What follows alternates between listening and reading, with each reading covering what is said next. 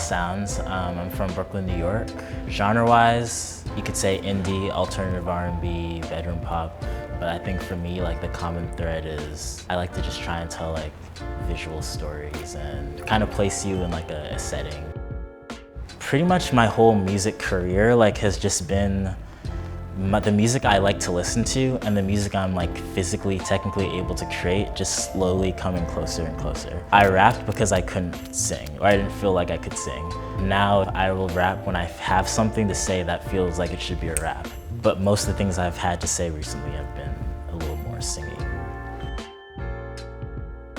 At the time when I wrote the song, I was being faced with basically like an ultimatum in like a relationship. And it's not even really important like what the ultimatum was, but rather just the idea of if I choose this, like I basically have to cut off a piece of myself, or I have to like quote unquote like die. And so I was thinking about this image, you know, of like a revolver and like all these different scenarios, and all these different scenarios can kind of lead to a different, you know, sort of death, whether it's the death of like, you know, myself, or the death of happiness, or maybe the death of a part of myself I should have like left behind.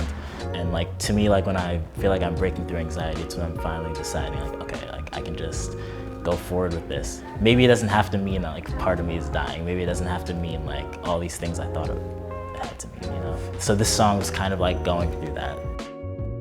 All I think about is just making new music and like meeting other artists and being in creative community with them. The focus is not like getting on or blowing up, but rather just really like for the first time I feel like I have the freedom and the license and maybe even the courage, I don't know, I think I was a little bit scared, but to really just like dive into music and art and just expression and like for the sake of that and seeing what comes out of it. And whatever happens, happens, you know?